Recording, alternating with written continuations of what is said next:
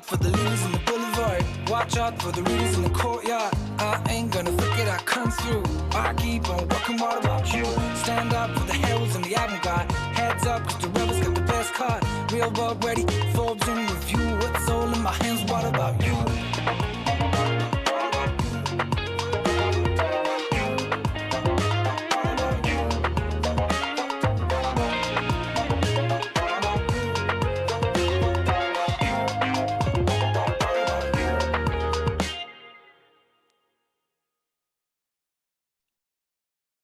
Hello, everyone, and welcome to the Hult Virtual Skills Lab. My name is Katrina, and I will be hosting this webinar today. Just before we begin, can you please write all in chat box where you're joining from today, please? I already can see people joining from South Africa, from Germany, England, Turkey, India. That's amazing, guys. What an international group we have today. South Africa, thank you. We will begin shortly.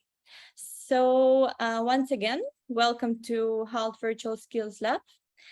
This forum is an online global meeting space that allow you to skill up and get ahead from home, connect with like-minded go-getters from all over the globe, and hear from world-class Hult professors on the latest topic and trends in live interactive workshops and webinars. So for those who are joining Hult event for the first time, I just want you to give a little bit of background about us. So Hult has designed a school that looks for the future by focusing on developing your leadership skills, challenging you with a future-oriented curriculum, and building a global perspective that only first-hand experience can bring. As you know, today we are joined by Hult Professor Robert Hamwee to explore the psychology of choice, how to make easier decisions. So now, before we begin, I would like to do a bit of housekeeping. A recording of the webinar will be also sent out to everyone in a few days. This masterclass will last approximately 45 minutes, including questions. If you'd like to ask any question, just please write it in the Q&A box, which you can find in the Zoom bar at the bottom of your screen. Okay, so now I'll hand it over to Professor Robert Hamwee. Please enjoy. Good morning. Bonjour, guten tag, dzień dobry, wherever it is you are. Good morning, everybody, and congratulations, because welcome to this seminar on the art of decision making, or the psychology behind decision making. Congratulations, because you've made your first good decision by joining this course. We will try and have a little bit of fun and learn a little bit about the psychology behind decision making. So let me share some slides. I will, obviously, in the interest of time, because we only have limited time, skip some of the slides. Unfortunately, that is, not much I can do. I don't have control of the time, but please do post your questions in the question box, and I will endeavor to answer all of these at the end of the session. So, oh yes, I have to talk to you a little bit about me. My gosh, I forgot. Well, where shall I start? Well, I started life as a baby, like most of us, and have been involved in learning and development, oh gosh, since I've had brown hair. So you do the maths. I've also been working for large organizations for many years. I was global learning and development lead for a large organization called Accenture, which you may have heard, only 500,000 employees worldwide. And now I'm an adjunct faculty for Hult, which I love doing. Alongside, I run my own consulting practice. So my background is essentially in consulting. I live in the UK with my wife and my 3 dogs and my 2 cats and my 2 rabbits. So a little bit of a, sort of busy household. We live outside in the countryside, and it's not a very nice day looking out my window today, but there you go. So enough about me. Let's crack on. So we're going to talk today a little bit about the psychology of choice. So let me start a little bit with a story. And this is a story about a great Chinese general. And this guy decided that he to motivate his troops by being single-minded in the pursuit of victory. He chose the victory, and there was no alternative to victory. So what he did is he burned their transport ships, and well, he didn't burn them himself, but I suppose he ordered for these to be burnt, and smashed all the cooking pots. Basically, what he did is that returning was not an option because there were no ships, and delay was not an option because, well, they had nothing to eat. Well, maybe they had something to eat, but they had nothing to cook it in. So eliminating choices like this secured victory. And here's the thing, people with too many options tend to make suboptimal decisions. In other words, we don't tend to make very good decisions when we have too many options. We're going to have a look at some examples of some of the research that's been carried out. However, when we have options, we don't want to release them because, we want to be in control. The problem is that, when we have too many of these, we incur in the paralyzing consequences of not deciding. They are seldom, and people are not aware of, that. So Xiang Yu did exactly that, said, I'll burn the boats, I'll destroy all the cooking pots. People have only one option, and that one option is victory. I'm sure that did not earn him a place in the Chinese Army's Christmas card list of favorite commanders, but it did have a tremendous focusing effect on his troops. They grabbed the lances and their bows, and they charged ferociously against the enemy, and they won 9 consecutive battles. They completely obliterated the enemy. The main force units in those days, the Qin dynasty, we're talking about 210 years BC. So Shang Yu's story is remarkable because it is completely antithetical to normal human behavior. Normally, we cannot stand the idea of closing doors on alternatives. Had most of us been in Shang Yu's armor, in other words, we would have sent out part of the army to look after the ships, just in case we needed to retreat. We would have asked others to cook meals, etc., etc., etc. And we do the same thing on every day. We buy, expandable computer systems just in case we need all those high-tech bells and whistles, which we rarely do.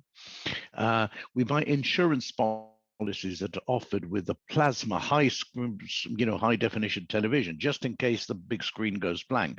We keep our children in every activity we can imagine, just in case one of them sparks their interest: gymnastics, piano, French, I don't know, organic garden, kung fu, taekwondo, whatever it may be. So in much of the same way, we tend to avail ourselves of as many options. We really, in the end, tend not to be doing so. It's a little bit of a fool's game, but something that we are very, very adept as human beings at playing. Now, don't take this badly. It's human nature. That's the way we do it. You do it, I do it, my wife does it, everybody does it. We are very irrational in the way that we make decisions. And our choice is our ability to make decisions when we are presented with 2 or more options.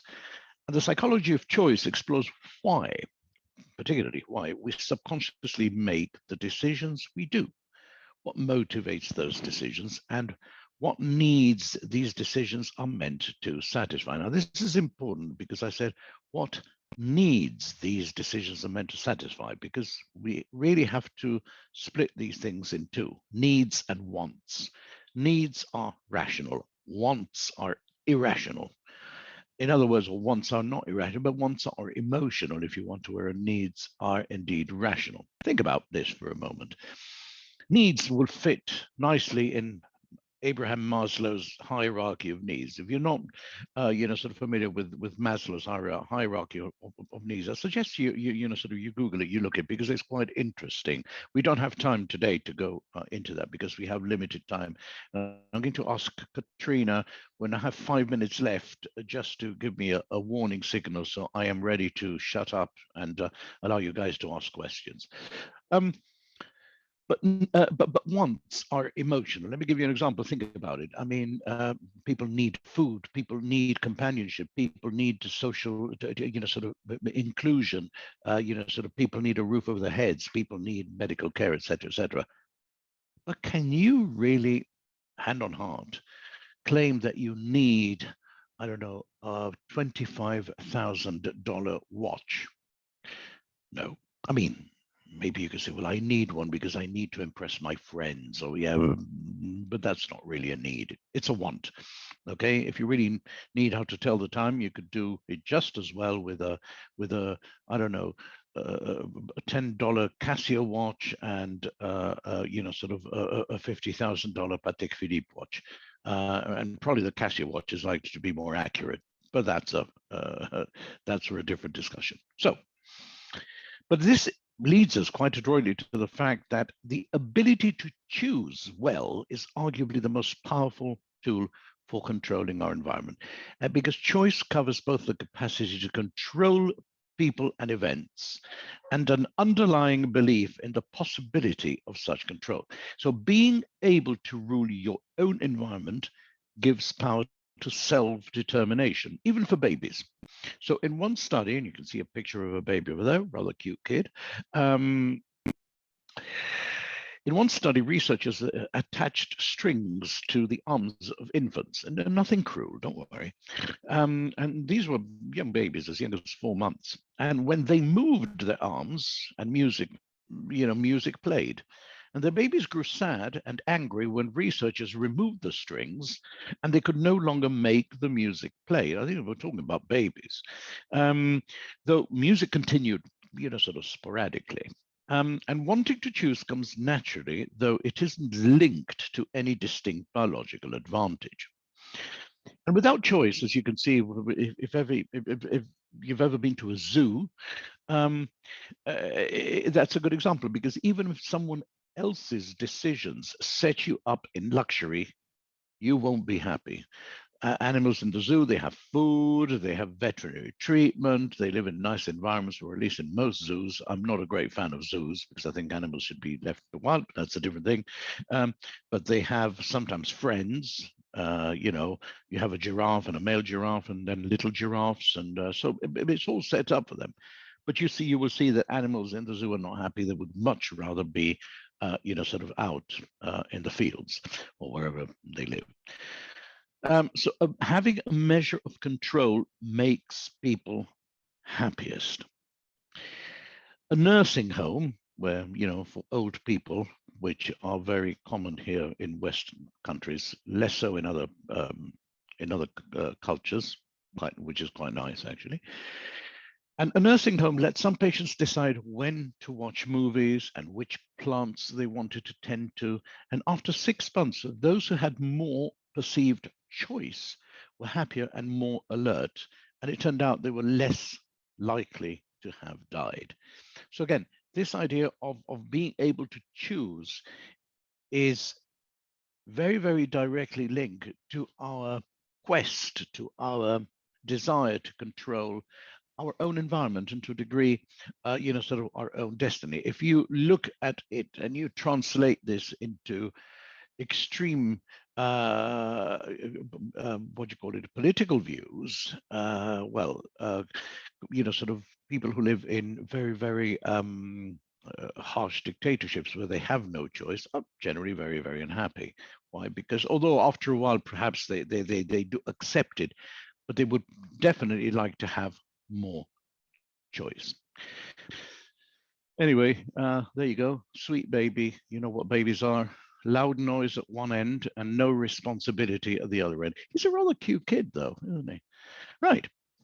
Okay, so let's move on, because one of the things that is very, very important is the fact that culture also shapes the way that we dictate choice. Now, this is not about whether we like it, we don't like it, we're against it, we're for it, but for 5,000 years or more, young women in some cultures met their husbands for the first time on their wedding days, after their parents arranged the marriage. Now, again, this is not about the virtues or the lack thereof. I'm just sort of stating a fact here.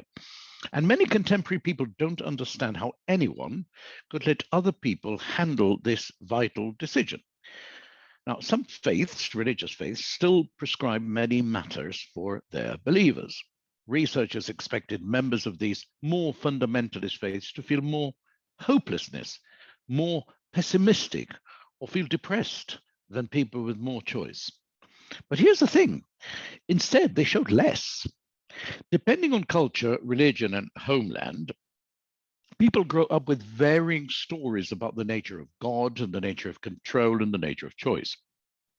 And such inculcated values dictate how they interpret self-determination and how much choice they want. Now, the collective way of life that dominated world culture through history provides a community context for arranged marriages. Now, romantic love always existed, but it didn't get linked to marriage until individualism emerged in Western society. So research with couples in either arranged or love-based marriages, if you want to call it that, shows that high love scores, and while people were very, very much in love, appear very early in romantic marriage, but love diminishes over time. And lower love scores appear very, very early in arranged marriage, but love increased over time. So it is probably counterintuitive. You say, but hold on, we didn't have much choice. No, perhaps it limited your choices, but, sort of you work on that. So it is always, sort of trying to have a balanced view of, sort of the way things happen. And I'm not defending, I'm not putting a stance or giving you my personal views on arranged marriage. I'm just giving you what research has found. And a culture's degree of individualism or collectivism helps explain choice worldwide. For example, Anglo-American students did better schoolwork when they were given personal choices. Asian American kids did better when they thought they were doing what their mothers had picked out for them to do. Western kids learn to consider their own wishes first, using an individualist perspective, which is much, much more prevalent in Western cultures. And they're centered on personal interests, personal traits, personal preference, from the cereal that they eat all the way to the career they're going to follow. In collectivist cultures, kids learn to emphasize their group in their decisions, and they identify themselves by connectedness. They learn to prioritize fulfilling their parents' wishes, not their own. So understanding different cultural narratives and how they affect choice will help people globally understand each other better. So when you're looking at choice, there is a strong cultural element, which leads us perhaps quite adroitly to the way that we define ourselves with, sort of with choice. And the way that people interpret consumerism's choices has changed with industrialization. Buying was once a very matter of fact, but it has been transformed into collecting markers of personal identity as an ethos of independence. I want to show who I am. Some people fail miserably in their choice of wardrobe, I must say, because some of the people dress so horrendously, it's unreal. But then again, it's a choice. And this took over getting noticed, being replaced. Getting noticed replaced blending in. Before you wanted to blend in, everybody had the same.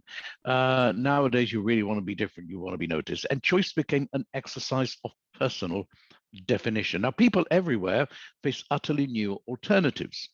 Options for family structure, religion, even eye color. You can get tinted contact lenses, and lets you express yourselves in countless ways. Along with freedom, these decisions carry the burden of defining a person's self-image. And three challenges make this very hard. First of all, people believe that they are more unique than they really are. They want a consistent vision of themselves. And 3, they want it to mesh or combine or blend with other people's views of them. And with each potentially immobilizing choice, people define themselves privately and socially. So what's the solution? Well, try to see your identity as ever changing so that choosing helps you discover yourself. Now, let's move a little bit into the psychology behind all this, because many of us believe that we have free will, whereas in actual fact, we don't. Not all the time, at any rate. The thought of someone else controlling our actions or influencing the decisions we make does not sit well with many of us. And the majority of us like to feel in control, as I said earlier on, of our own lives, or at least that's what we believe that we are. If we really did have free will, think about this for a moment. If we really did have free will, as so many of us assume we have, advertising, commercials, sales pitches would have absolutely no effect on us. And as you probably know, it's quite the opposite, because many of us feel that our choices are so free and unlimited, yet we respond so quickly when somebody tries to sell us something, and we are absorbed by the impact of emotion and do not really, sort of readily switch away from that. So when your brain holds two competing ideas, or two competing thoughts, or two competing behaviors or beliefs, or whatever you want to call it, it creates conflict. And this is what we call cognitive dissonance. And one common way in which your brain deals with this is to change its attitude, its beliefs or behaviors in order to bring one of those competing ideas into prominence. This makes us feel as though we have made a decision freely, yet very, very often we are at the mercy of cognitive dissonance. For example, if you ever made a decision to realize that on reflection, perhaps it was not the best decision to make, however, despite this, you still decide to stick with the first decision anyway. There's a bias associated with that, but that's for another time. And that's cognitive dissonance, and it exists because what we think of as our free will isn't really free will. Let me talk to you about what I call the Ikea effect. For those of you who don't know what Ikea is, it's a very, very large Swedish retailer sells furniture, flat-packed furniture, in fact, and they also sell lots of household goods. Now, if any of you have been to Ikea, and all the Ikeas all over the world, they're all exactly the same. Once you're inside it, it doesn't. You could really, unless you look at the prices, you really couldn't tell what country you're in, more or less. But if you go downstairs, they have this basement, and you have to follow a certain what do you call it, circuit, as it were. I mean, there are little shortcuts, but unless you work there, you don't know where they are. But interestingly enough, anybody who's been to Ikea would probably have the same thing. It happens to me every time we go there. Said, I'm just going to go in and I'm going to go and buy 2 packets of serviettes. Okay, and I'll only spend £5. Okay, right. £200 later, 2 chests of drawers, 5 lamps, and a cactus plant later, I'm out. And that is where Ikea manipulates is probably the right word, our choices. I went in to make with one set of choices, when I come up being influenced in a very, very, very strong manner. And we are far less rational in our decision making than standard economics assumes. So that sort of Homo economicus doesn't really exist. And a very interesting author is a gentleman by the name of Dan Ariely, who is professor of professor of behavioral economics, rather, at Duke University in the US. And he wrote a series of books. One of his first books is called Predictably Irrational.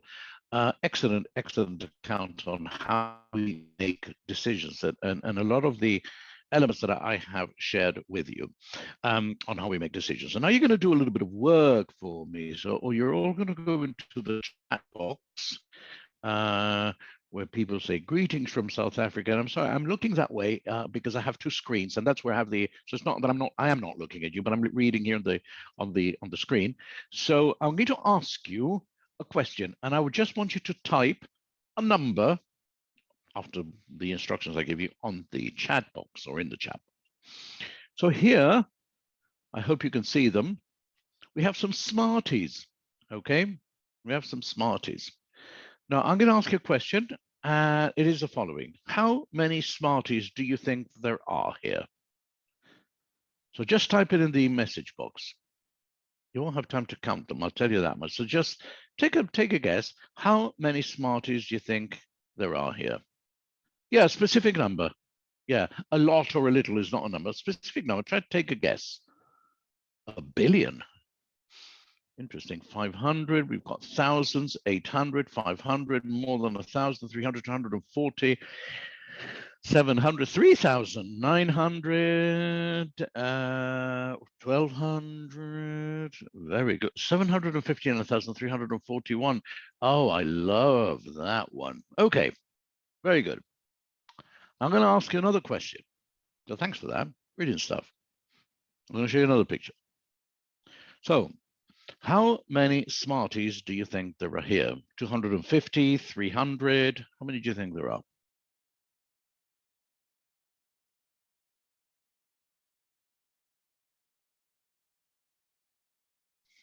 Mm.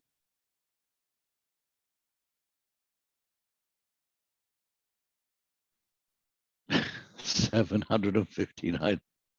Almost the same amount. Okay. Less than 200. All right.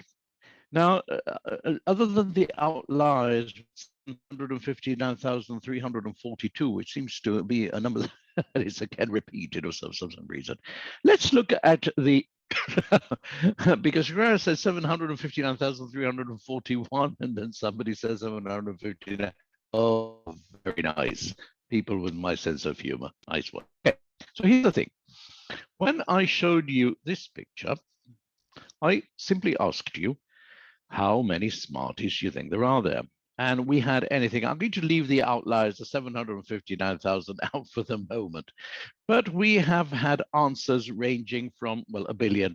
I'll come back to the question of 1 billion because it's an interesting thing. 500, 1,000, 800, 500, more than 1,000, 142, 300, and so on and so forth. So it's 1,000, 3,000. So we had 1,200. We had a very, very broad range of numbers. Now, when I came to the second one, and I asked you a similar question, not the same question, it was slightly different. The numbers were 200, 500, 500, 500, 500, 149, 500, 137, 568, 70, 368. We had a few outliers, 550, 147, 598, 240, 350, 144, 500. But you can see that when I showed you the second picture, the numbers were limited to the hundreds in most cases. So I'll ignore the 759,001 for a moment. And the reason why these numbers were a very much narrower range is because I asked you a slightly different question. When I showed you the first picture, I simply asked you, how many Smarties do you think there are?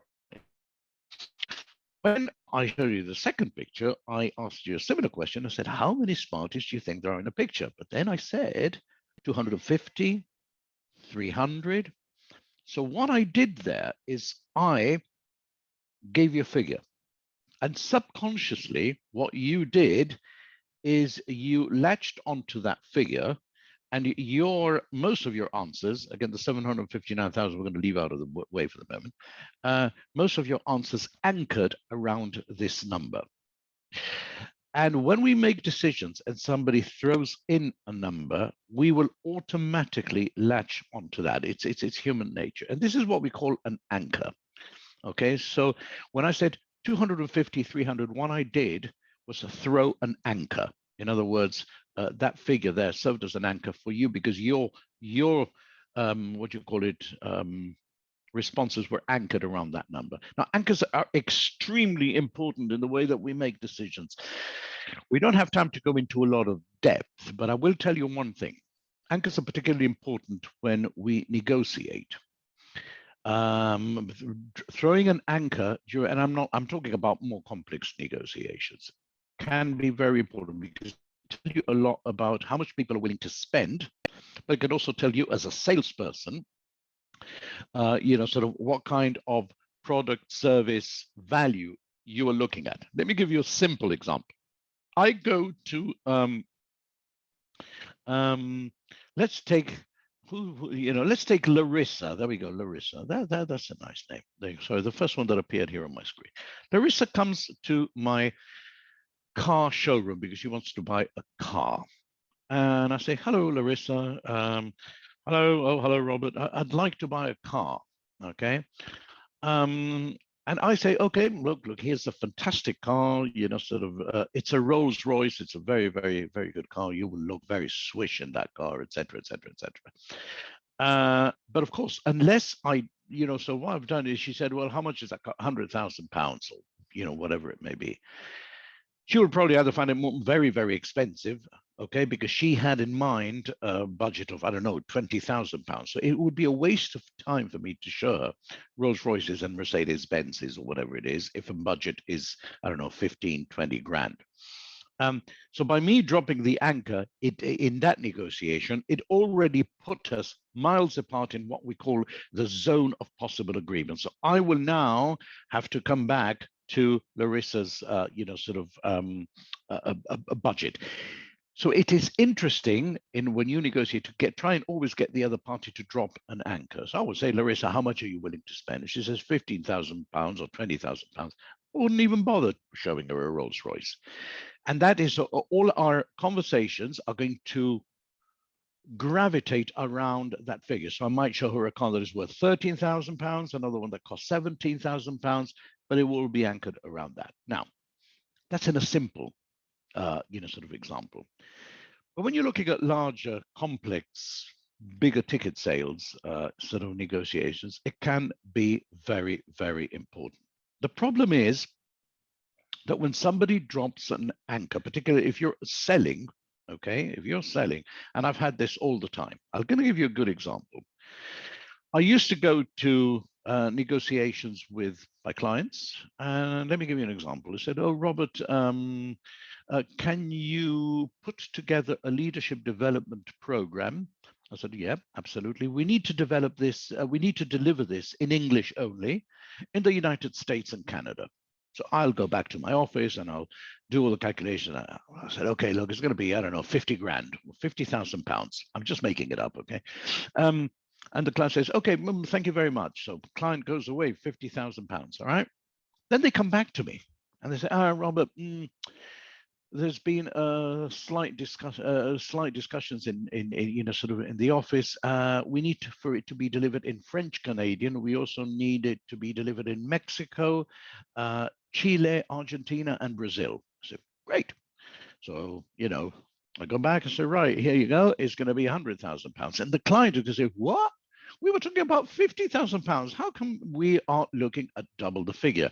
And that is a problem. When you drop an anchor in some kind of negotiations, clients tend to hold on to that figure like a dog with a bone. It doesn't mean that they're stupid, but I will have to explain it to them. Well, now you want French Canadian. I need somebody who speaks French. I need somebody who speaks Spanish for Chile, Mexico, and Argentina. I need somebody who speaks Portuguese for Brazil, and so on and so forth. The client will understand, but they will still feel that they're not getting a very, very good deal. Suddenly they will feel that this is very, very expensive because of bias. All right. So anchors can, and I'll explain bias in a moment. So anchors can be very, very important. Now, when you are negotiating with somebody and somebody drops an anchor that is totally inappropriate or, totally out of your budget, you have to put a stop there. You have to say, I'm sorry, but I'm afraid that is completely out of the question. That is too expensive or whatever it may be. Because what you're doing there is you're helping in the decision-making process. You know that that's a no. So the client will have to reconsider that. So let's look a little bit at bias, because bias just doesn't refer to a belief or judgment about a specific thing. Like, I don't know, I like dogs better than cats. Oh, better not tell my cats. They're going to get very, very, very offended. In psychology, bias also refers to behavioral tendencies that affect how we reach conclusions and ultimately how we make choices. So we're going to look at 4 cognitive biases. and how they unconsciously, because most of the biases are unconscious, how they unconsciously affect how we make decisions. Now, to protect yourself from bias, either become an expert in nearly every single field on the planet, which is very unlikely, or study your choices with your reflective system. However, it isn't so good at registering emotions. We will look at that in a minute. So using your automatic system might make you happier, but you have to consider decisions others made in your situation. I'm going to come back to that in a minute, but I'd like to look at four, sort of types of bias, which, as you can see in the definition there, it's an inclination, temperamental outlook, especially a personal and sometimes, most times, unreasoned, sort of judgment. So we're going to look at four. The first one we looked at, which is anchoring. We tend to anchor our decisions based around the first piece of information that we receive. For example, if you are used to paying $10 for shampoo and see it on sale for $8, your frame of mind is already anchored to the $10. So you say, wow, this feels like a good deal. However, your friend's local store sells the same shampoo for $15. Okay, so you will view the 10 bottle as the deal. Okay, so your friend will view the 10 bottles the deal because his or her anchor is different. We only tend to forget about the anchor price when the experience of buying that or the product or the service feels so different that you can no longer compare it to others. Let me give you a good example. Starbucks.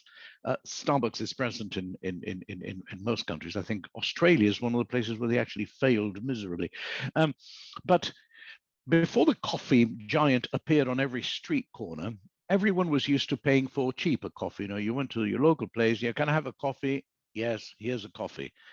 Now you go to Starbucks, they say, can I have a coffee? Yeah, sure. Would you like ristretto, espresso, macchiato, latte, wow, cappuccino? They say, you've got so many choices, you don't know what to choose. So how did Starbucks get to forget or get people to forget about the former anchor prices? And they made this experience so vastly different. Customers were not comparing this Starbucks coffee they've been drinking to coffee that they've been drinking their entire lives. Starbucks did everything in its power to make the experience feel different. So different that we would not use the prices at, I don't know, Dunkin' Donuts or whatever we can get coffee as an anchor, but instead we would open to a new anchor that Starbucks was preparing for us. Now, I don't particularly like Starbucks for a number of reasons. I think their coffees are overpriced and they don't give you a cup of coffee, they give you a bucket of coffee that contains so much caffeine I won't sleep for 5 weeks. And interestingly enough, I don't know whether you've been to Starbucks, but every time you go there, the barista asks you, excuse me, sir, can I have your name, please? I said, look, I only want a cup of coffee. I don't want to take a mortgage out. I don't want to open a bank account. And you've got to give them your name. So I opted for something quite interesting. We had a Starbucks right next to the office when I worked for Accenture. And every time I went there, they said, what's your name? I used to tell them that my name was Margaret. Just for a laugh, but it became I used to go there every day. So after sort of a few weeks, every time I walked into the Starbucks, they say, "Hi, good morning, Margaret." You should have just seen the faces on the other clients. It was just priceless. But again, I think it's overpriced. It's not for me. I don't particularly like Starbucks. So before you know it, guys, you have bumped yourself into another curve of consumption. Welcome to that, and you've established a new anchor price for your experience. So when people ask you how much you pay for a cup of coffee, you're not going to tell them, I pay, I don't know, 50p, like in the cheap around the block. No, I pay £2.50 or whatever a cup of Starbucks coffee costs nowadays. Let's look at a little bit of the in-group bias. This is also known as the bandwagon effect. And in-group bias occurs when a person in a group acts in a similar way to other members of that group. We like to be accepted. We like to be part of something. We like to be included. Again, go back to Maslow's, sort of hierarchy of needs. And interestingly, actually, this bias exists arbitrarily. It doesn't matter whether it's, very, very carefully formed groups or groups that are formed at the toss of a coin. And interestingly enough, also is that the decision that may be taken, not always, but in some cases, may be against the best interest of the group. but you all know what happens when you are in a group of people. The next one is something what we call framing. Framing is very, very important, particularly in negotiations as well. It helps people make a decision. The manner in which choices are presented to us also affects how we view them. If I tell, let's choose somebody else. If I tell Lyudmila, I can say, hello, Lyudmila, how are you today? We can have a conversation. At the end of the conversation, I say, Lyudmila, have a nice day. It's very nice. But if I turn around to Lyudmila and instead of saying, have a nice day, I said, Lyudmila, enjoy the next 24 hours. It is a very different thing, although I'm saying exactly the same, but I'm just framing it completely differently. The first one is very nice and very amicable. The second one sounds more like a threat. And they carried out a very, very interesting exercise because they asked people how fast, they asked participants, how fast were cars going when an accident occurred. And interestingly enough, the researchers started replacing words, said, how far were the cars going when they contacted each other? Then they replaced them with, how far were the cars going when they hit each other? And then when they bumped into each other, and then when they collided with each other, and then when they smashed into each other. And you would be surprised or unsurprised that the speed or the perception of speed was much higher as the researchers changed the sort of the words. So again, the way that we frame something is very, very important. The last one I want to talk to you about is loss aversion bias, because this really shapes the way that we do make decisions. People don't like to lose or miss out on things. Loss aversion causes us to feel more strongly about avoiding a loss than receiving a gain. I'd rather not lose $100 than make $50. It's human nature. And this explains something that is called the endowment effect, which is our tendency to prefer things that we already own over things we don't. Let me give you a good example. Let us say, let's choose somebody. Oh, Rouhani, love that name.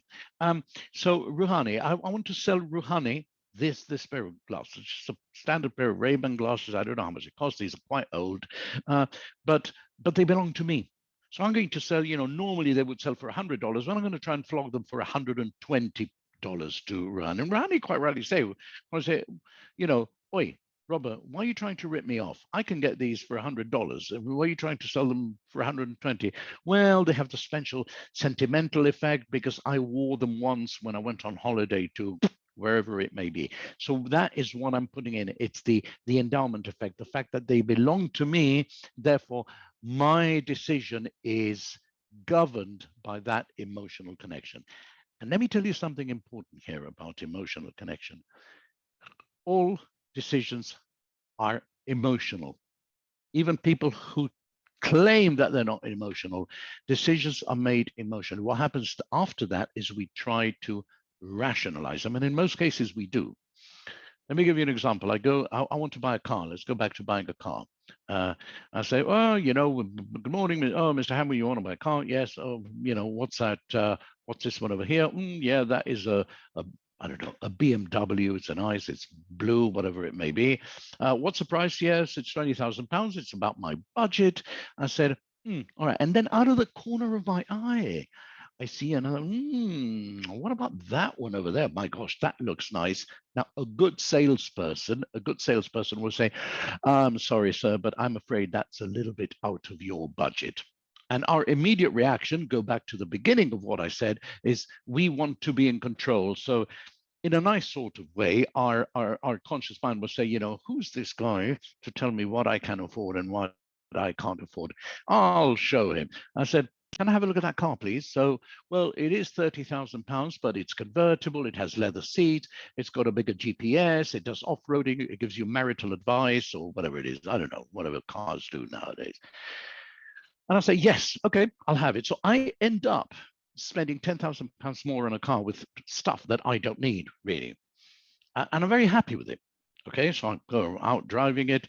Of course, then I have to explain it to my wife. I've been married for 21 years, and I know that when my wife says, do whatever you want, I know that she means anything except that. So I'm going to have to explain it to her.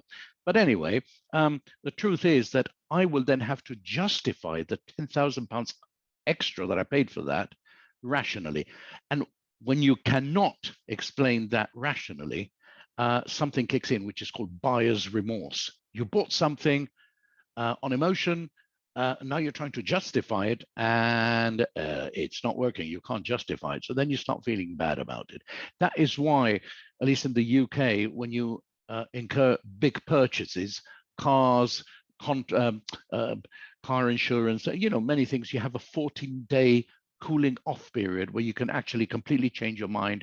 Obviously, unless you've used the car and you smashed it, no, but you can actually change your mind because they account for that.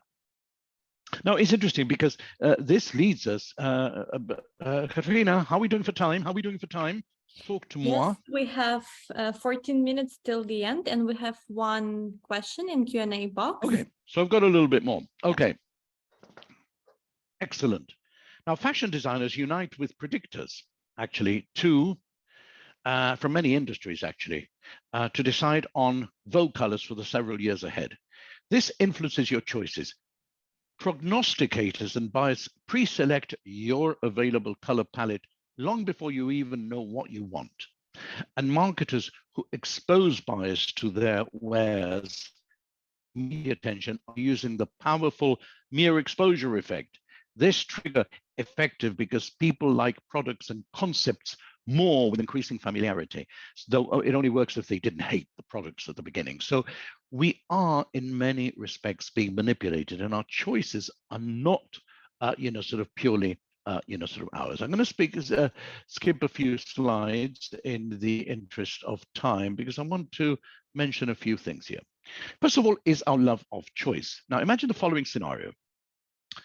All your friends have long been involved in relationships, and you are tired of being the third wheel at every social gathering, okay? So after a few failed matchmaking attempts, you decide to try a dating website. Now, I don't know how these dating websites work because I don't go on Tinder, and if I were to go on Tinder, probably my wife would have something to say about that. But soon you discover a new and exciting world that had previously been unknown to you.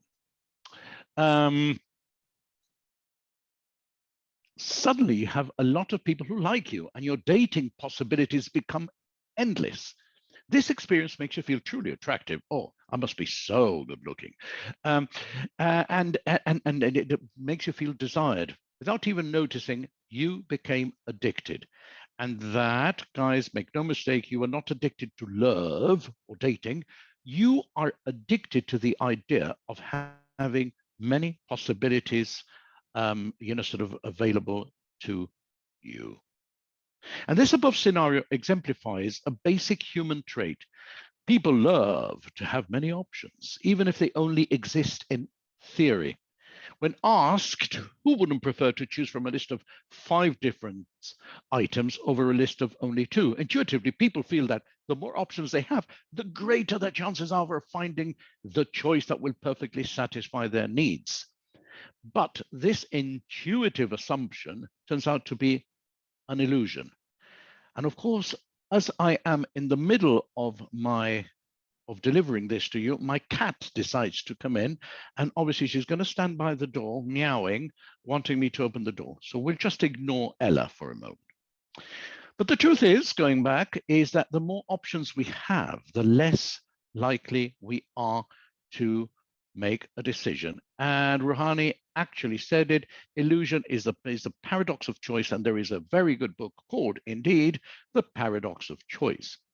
There's also another very, very interesting study that was carried out and that is mentioned by Professor Sheena Iyengar, a Canadian lady, who discusses this phenomenon in her book, The Art of Choosing.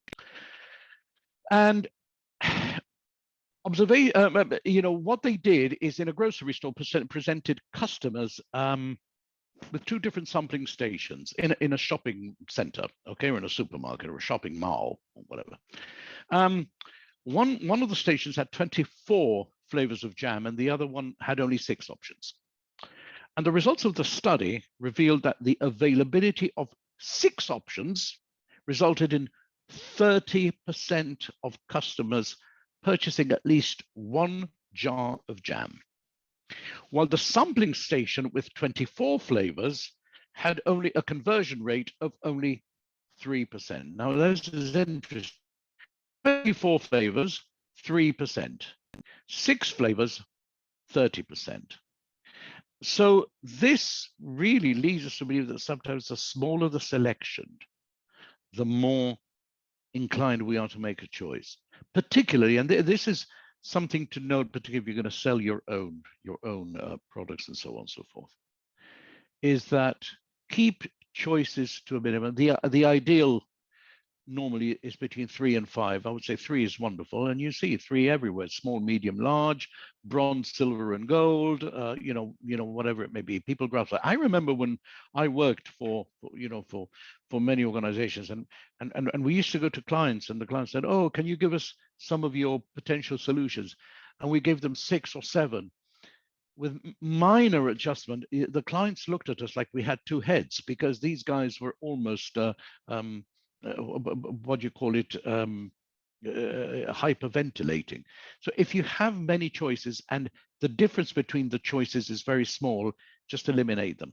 Imagine you go to Starbucks and say, I'd like an Americano, please. Okay, we have 5 choices, Omega. We got Americano with no sugar, Americano with 1 sugar, Americano with 2 sugars, Americano with 3 sugars, and Americano with 4 sugars. What's the point? Okay, have 3: Americano, no sugar, a little sugar, a lot of sugar. Make it simple, because we are already faced, particularly when we go online.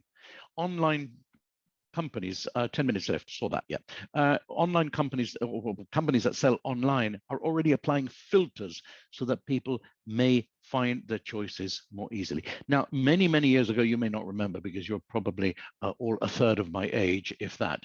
When you went to buy a mobile phone, 20 years ago, 15 years ago, you got a contract, and it said, would you like our standard service, our standard plus service, our standard plus with all text included, our standard plus with text and some telephone calls included. We've got some that include friends and family. We've got another plan that doesn't include friends and family. We've got a brilliant plan. If you're standing up, the costs are 5p per minute. If you're sitting down, they cost 10p per. I mean, it was just absolutely ridiculous. We didn't know what to choose. What have mobile phone companies done now? Nothing.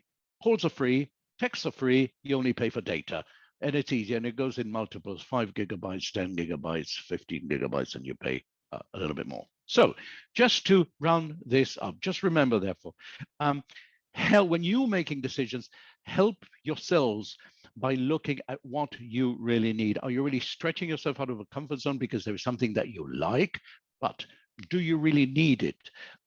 When you are being sold to, when you're looking at a huge ticket sale, I don't know, an outsourcing contract, make sure that you understand what ticks the boxes.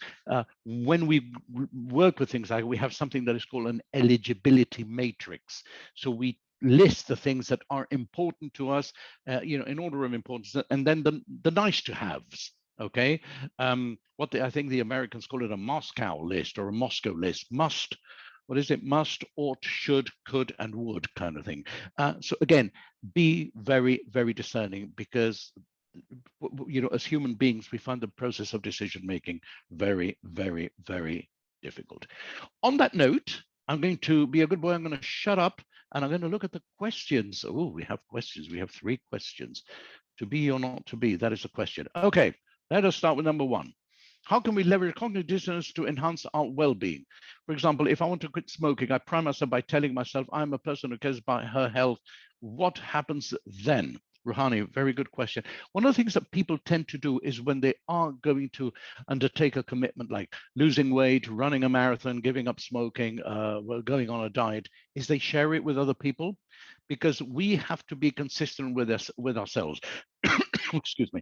If I say I'm going to give up smoking, guys, so in the next 3 weeks I'm not going to stink of tobacco anymore, and then 4 weeks later you turn up smoking a cigarette at a party, you are there is going to be huge cognitive bias. You're being inconsistent with yourself, and people will look at you and say, "Oh, wait a minute, you're smoking like a chimney here, and I thought you were going to quit." So sharing that with people, and it's got to be reasonable. Milestone. So think about that. You can't say I'm going to lose 15 kilos in a week, because it doesn't work like that. Okay. How do brands give 14? How do brands give the 14 with the buyer's remorse kick in? I can return the specifically for I know I splurged on like a luxury bag. No, I don't think. I mean, if you go and splurge on a luxury bag and then you get buyer's remorse, you'll probably be buying in the wrong shop. Look, if you go to Hermes, where just to say good morning, they'll probably run a credit check on you, and you spend the best buy, the best part of £5,000 or whatever a bag at Hermes costs nowadays, you're unlikely to get buyer's remorse. You're buying in the kind of shop where if you have to ask the price, it means that you can't afford it. So it works less with luxury items. You are less like, unless of course you've been saving for a Rolex, for years, and suddenly you go and buy it, and you realize, well, I've just spent, I don't know, the best part of £20,000 on a watch, and then you realize, well, that's my annual salary. Then it's a different thing. But cooling off period doesn't apply to everything. I don't think you can go and buy a watch. That will probably depend on the shop, but for certain things, car insurance, mortgages, hire purchase. I mean, I had to renew one of my car's insurance the other day. I got the cooling off period. I didn't like some of the terms and conditions. I phoned and said, I'd like to cancel my insurance. Why? Well, because I read some of the stuff and I don't like the way you operate. I said, yeah, sure, no charges. Thank you very much. Auf Wiedersehen and Merry Christmas, Happy New Year. But it doesn't work for, sort of for everything. Robert, is 7 plus minus to the seller manager? Yes. How many options are bring can sample efficiently? I'm going to say NES, which is half no, half yes, or YO, which is half yes, half no. This is what they call Miller's rule of 7, which he states that the amount of items that we can hold in short-term memory, that is the key, in short-term memory is 7 plus or minus 2. That is why people can memorize a 7-digit telephone number. If I tell you my telephone number is 4045719, okay, and it's not my telephone number, so please don't try dialing it at 3 o'clock in the morning to say, hi, Robert, how are you? You will probably tend to memorize it. But if I say my number is 40457199723, ooh, you're beginning to struggle. So Miller's rule of 7 states that in short-term memory, you can hold 7 plus or minus 2, sort of items. It all depends on how you chunk them. In other words, how you group them. It happens all the time when people say, what's your telephone number? 4045719. Yes, sir. Let me repeat it back to you. That's 40457. No. Don't get creative with my telephone number. You don't even recognize your own number simply because they chunked it differently. Okay, so that happens. How can you protect yourself from being influenced? You can't. You can't, unless you live, unless you're a cloistered monk living in a cave like a hermit. You can't, because we are human beings who are influenced by everything. I mean, you're influenced by a little animal suffering, like my cat is driving me crazy now, and I need to let her out. Or I can be influenced by, nice weather. I can be influenced by plants. Our hobbies, our passions are influenced. They influence us. I love music. I listen to of a symphony or a Mozart piano concerto, and it influences me absolutely, because we're emotional beings. But if we share our goals with others, we already get the dopamine kick we wanted that motivates us to follow it through. Yes, absolutely correct. But then it avoids the cognitive distance, because you said you were gonna do something and then you're not doing it. You're going to end up with egg on your face. And no, you're not bombarding me with questions. I think I love that. I love people to ask me questions and to challenge me and disagree with me. Sorry, I just read some. Please Please let me know the names of the books that you mentioned. Somebody already said yes. The Paradox of Choice and the Art of Choosing, and the other one is Predictably Irrational by Dan Ariely. And the art of choosing, is by Sheena Iyengar, lovely lady. I don't remember who wrote the Paradox of Choice. The Paradox of Choice. Who wrote the Paradox of Choice? You can. Oh, sorry. Sheena is incorrectly spelled. Sorry, it's my typing. It's Sheena Iyengar. It's my bad typing. Good. All right. Boss, over to you. Thank you very much. So guys, Barry Schwartz, thank said- you very much. Maliha, thank you. Barry Schwartz, that's the one. You see, what would I do without you guys? You're Googling it. I can't Google it because I've got so many screens open. Barry Schwartz. It's a very, very good book. It's been around for a while, but you know, it's a very, very good book. Yes, boss, over to you. So as we said before, a recording of this will be sent out in the follow-up email over the next few days. So that's all from us today. Thank you for your time and insight, Professor. And thanks to everyone for joining us. We hope to see you again soon. Thank you very much. And I hope to see you all in my lectures in, you know, sort of at Hult, be it global strategy, storytelling and persuasion, whatever it is. And we can have a lovely, lovely chat in the corridors as well. Guys, thank you very much for your input, for your questions and for your comments. Well done. You've been a pleasure to share these last 45 minutes with. So that's all from me. So goodbye from me and goodbye from boss. Is that right? Yes, thank you. Bye. Thank you, Katrina. Thank you all. Bye-bye now. Bye.